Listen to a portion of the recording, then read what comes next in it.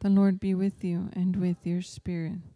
A reading from the Holy Gospel according to Mark. Glory to you, O Lord.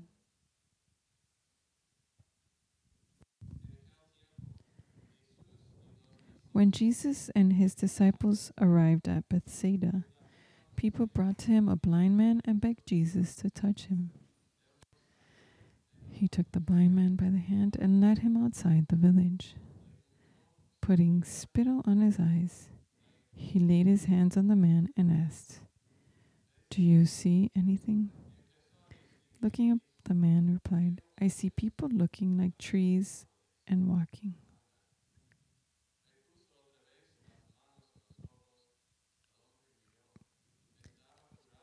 Do you, do you see anything? Looking up, the man replied, "I see people looking like trees and walk." Then he laid hands on the man's eyes second time, and he saw clearly. His sight was restored, and he could see everything distinctly.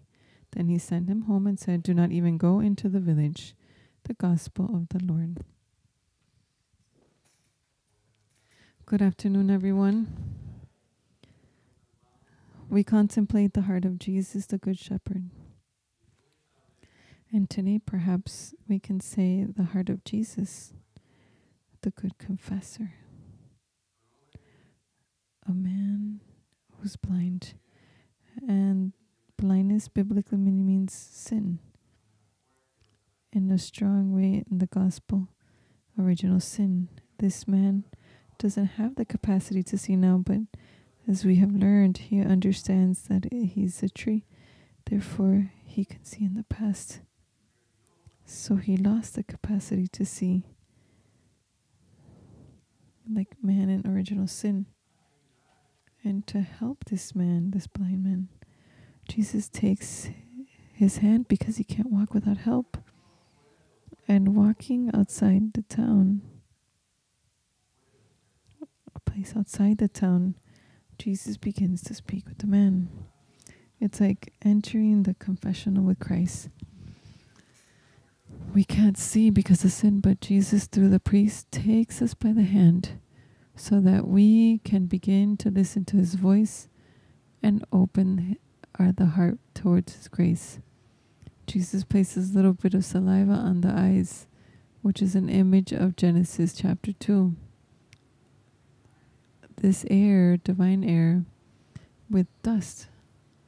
And Jesus is communicating, he's so that they can begin to see. It's like in a good confession, when we have done an examination of conscience, the moment we enter the moment of grace, we start seeing more and more. We start blind outside, but when we enter and we begin the confession, we begin to see more and more with the grace of God. Finally, Jesus places his hands over the eyes of the blind man, and then he can see with clarity. It's like the moment of absolution. How wonderful it is to receive absolution. In the moment of clarity. And he begins to see anew with clarity. But Jesus here also gives directions to the blind man, that he may not enter his past, he may not enter his town. And so it's a capacity of seeing very delicately. We have to take care of the grace we have received through absolution. We have to help the Lord so that we may live in clarity and grace. According to the mind of the church, we have to maintain a purpose, firm purpose of amending one's life. To have a resolution of not returning to the past and to enter in the path of light. We have to have prudence to avoid things, people, or places that can be for us, for our weakness or neighbor sin. It's the wisdom of the church.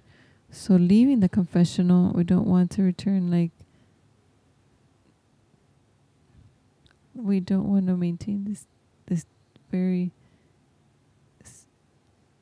special gift. And this is, to see again, and this is my grace with cooperation. So we have to impose limits in our freedom, our new freedom, so we can live in an authentic freedom. And these limits are necessary to protect the interior light, and so that we begin to enter into a new way of life with a new heart. We conclude with some of these words of our Mother Founders about this path. The limits in all of its areas are not its enemy, are not our enemies. It's the ones who give form and shape to our interior and exterior. Who doesn't deny anything? And when greater situations come, they won't be able to fall and will fall into the trap that will inhibit their freedom. When the trap appears, you will not fall in it, but rather you will be victorious before temptation, stronger in character and personality.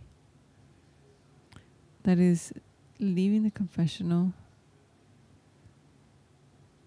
to see in the light of God. I have to impose discipline, penance, and grow in virtue, and recognize in a clear way that there are the two principal leaders that I need. Because we have to protect the gift that Christ obtained for us on the cross, all for the heart of Jesus through the heart of Mary.